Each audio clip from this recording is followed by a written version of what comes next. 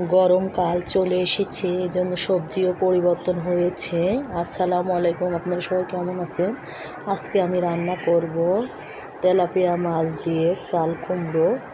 এই জন্য মাছটা ভালোভাবে পরিষ্কার করে লবণ, হলুদ আর সামান্য মরিচ গুঁড়া দিয়ে এখন ম্যারিনেট করে রেখে দেব 15 মিনিট।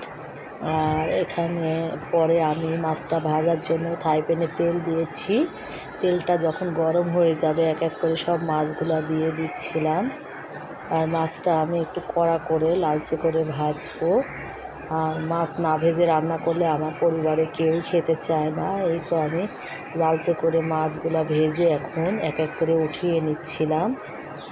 উঠায় সম্পূর্ণ এখন রেখে দেব। আর তরকারিটা রান্না করব আমি এখানে চাল কুমড়া একটা আর কিছুটা আলু দিয়েছি।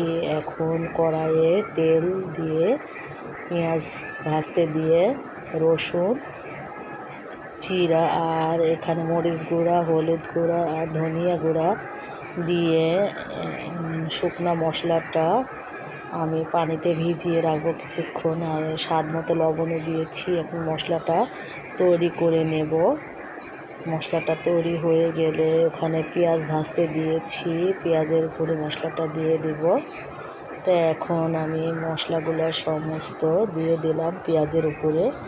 এখন একটু নাড়াচাড়া করতে হবে যেন মশলাটা ভালোভাবে কষানো হয় আর মশলাটা যেন পুড়ে না যায়। এজন্য চুলার আঁচটা একটু লো রাখতে হবে।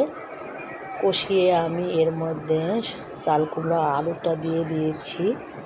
চাল কুমড়ার আলুটা এখন ভালোভাবে কষাতে হবে। আর চাল কুমড়োর তরকারি অবশ্যই মাছ ছাড়া খাওয়া যায় না, কেমন যেন গন্ধ লাগে। এমনি এমনি সবজি খাওয়া যায় না। আর এটা একটু পানি বের হয়েছে, আমি নেড়ে দিচ্ছিলাম। ভালোভাবে কষাতে হবে। আর আপনারা কে কীভাবে রান্না করেন জানি না। তো এখানে তরকারিতে পানি দিয়ে একটু বলক আসলে আমি মাছগুলো এক এক করে দিচ্ছিলাম। আর মাছ দেওয়ার পরে কিছুক্ষণ ঢেকে রেখে দিলে আমার রান্না হয়ে যাবে। তো আমার রান্না রেডি। আমি উপর দিয়ে কিছু জিরা গুঁড়ো দিয়েছি। সবাই ভালো থাকবে।